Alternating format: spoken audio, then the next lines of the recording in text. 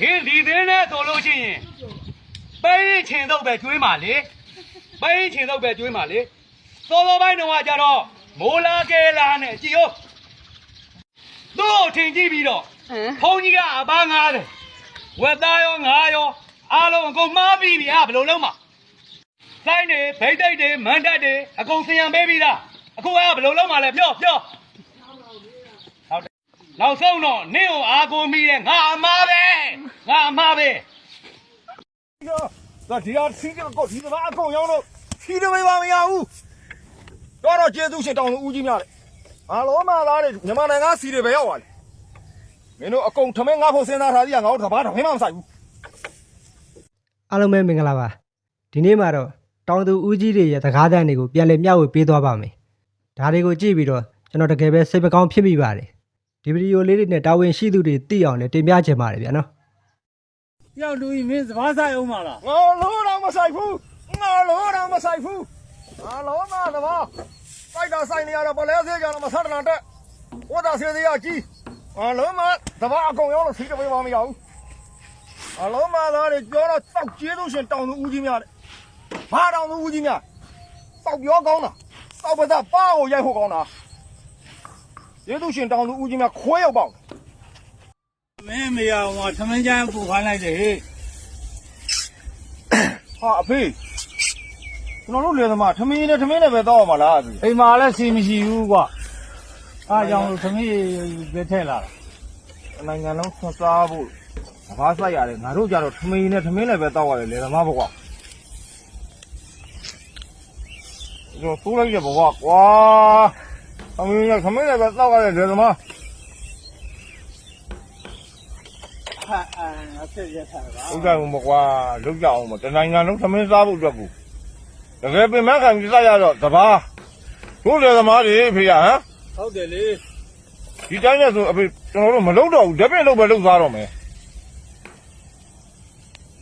ဆိုးလိုက်တဲ့ဘဝကွာအမေနဲ့ထမင်းနဲ့တောက်ရတယ်ဘဝ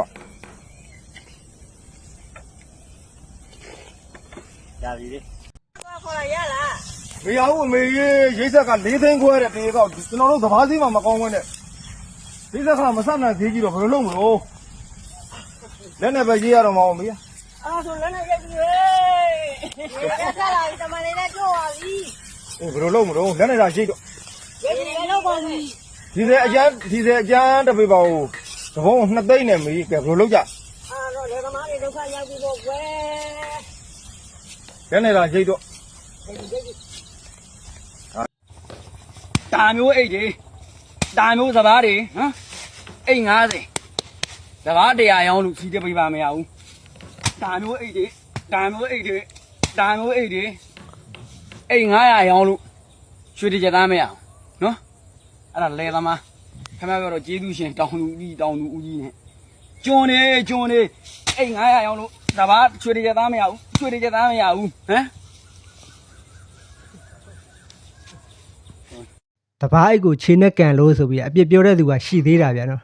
ဒါမျိုးပုံစံတွေခင်ဗျားတို့မမြင်ချင်ဘူးဆိုရင်တောင်သူတွေကိုပြောအောင်ထားဗျာဒါပဲရှိတာဒီဥစ္စာတော့လေးပြောရင်1000ပဲရအောင်ဟုတ်တော့ဘွားသားရဲ့1000ထုတ်လာတော့ကျတော့ဘလို့လောက်ကြိုက်ပါမယ်နည်းနည်းတို့ပြအောင်လေရဘူးရတော့ပြီလို့တော့1000နာဆိုရင်တော့ကျတော့လူချင်းကိုတူမှမဟုတ်တော့ဘူးကျတော့မြေတီဖို့တွေထိဖို့တွေနဲ့ဘူးကြီးကုန်တာတိတ်တော့တိတ်50ကုန်တယ်အရင်ဝင်တယ်ဘွားသားရဲ့ခင်ဗျားတို့ဘက်ကကြည်တာလည်းမှန်တယ်ကျတို့ကကြလည်းခိုးဘက်သွားရောင်းရတာကဟိုဘက်ကကားကသေးတွေကတန်တယ်ဗျာစီသေးတွေကတက်တော့နောက်ပြဒိုင်းနဲ့ရတယ်တအားရော့တာနော်အဲ့တော့အေးပါခင်ဗျားတို့လည်းဟိုအခက်ခဲကိုသိပါတယ်ခိုးဘက်ရောင်း1400ရောင်းသွားလာနဲ့ခင်ဗျားတို့ကလည်းလမ်းကြီးတွေနဲ့ဘာတွေနဲ့ကားတွေနဲ့ခင်ဗျားတို့ကလည်းဒါပြောရရင်တော့ခင်ဗျားတို့အခက်ခဲနဲ့ခင်ဗျားတို့ကတော့မှန်တယ်ကျတော့ကြတော့ဒီစိနဲ့ဘလို့မှမကြိုက်ဘူးပွဲသားရဲ့ဘယ်နဲ့လောက်ပါမယ်ဘလောက်ကောင်းတာမလို့တော့တေးအေးအကောက်40လောက်ဝင်တယ်တိုင်း40လောက်အရင်ဝင်တယ်40လောက်အဲ့ဒါဆိုတော့ဟုတ်တယ်ခင်ဗျားတို့ဘက်ကကြလည်းရောင်းရင်ဒါရှုံးမှာရှုံးတာပေါ့အဲ့ဒါရှုံးလို့တော့ရှုံးတာတော့ဒီနေ့ကျတော့ရှုံးနေတာပဲကျတို့ကလည်းခင်ဗျားကိုကူညီလိုက်ပြီးတော့ကျုပ်ကလည်းသိမှာကြကျတော့အကောင်လုံးစားတာရဈေးတန်နဲ့တော့ဘယ်ကျတော့လည်းရောင်းလို့မှအမဟင်းတပိတ်တာဖို့တောင်ရမှာမဟုတ်ကျတော့တောင်လူတွေဓာတ်တယ်မွဲလားမရှိဘူး1000ပြရတော့ဘွားသားတော့မရောင်းနိုင်ဘူးတော့ဘလို့နေနေအင်းတပိတ်တာဘယ်လောက်အဲ့ဒါမဲလားတပိတ်တာ3000ခွဲ4000ရှိတယ်တော့ကျတော့လုံး55ဝင်အဲ့တပိတ်တာလောက်မှမဲလားတပိတ်တာဖို့ရမှာအဲ့ညခင်ဗျာမတက်လေလားဆိုတော့ကျုပ်ကလည်း1000တော့ပို့မပေးနိုင်1000တော့ပို့မပေးနိုင်ရင်တော့မရောင်းတော့ဘူးတော့ဘယ်နဲ့ မွဲကြောက်တာဝတ်ဖို့တော့မှကြောက်ကတော့ကြက်တွန်ကိုတိနာသေးကြတော့မတက်ဘူးတို့ဝဲစားတာတွေအကောင်လုံးတန်တယ်ဘယ်နဲ့လုံးမှာတော့ဒီကြက်တွန်သေးမှမတက်ရင်ကိုလောက်သားရမှာတောင်လူလေးဒါလေးရှိတာတို့တရားအကောင်လုံးစီရပလေး8000ကိုတာအကောင်သေးအကောင်တန်ဒီကြက်တွန်သေးတမဲပဲမတန်တာမရဘူးကြောက်ကအဲ့ဒါခင်ဗျ မရအောင်ခင်ဗျတော့တဲ့ထားဘယ်လိုလုပ်မှာလဲ အဲ့တော့ဘာဖို့ပြမှာတက်မွဲဘ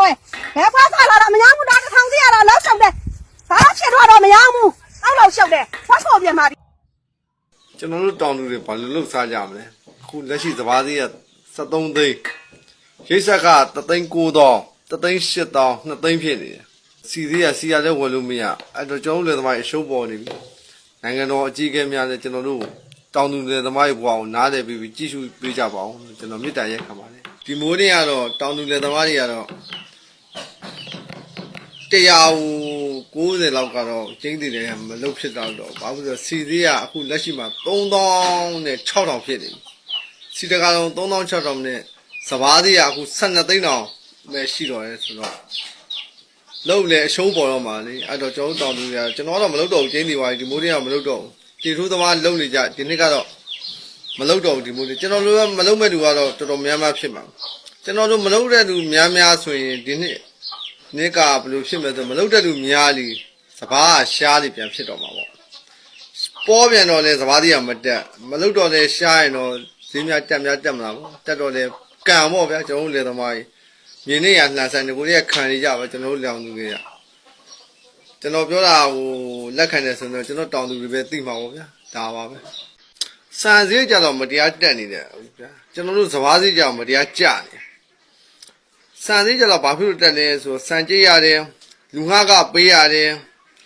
နောက်သွားကလာကကားနဲ့သွားတော့စီစည်းတက်လို့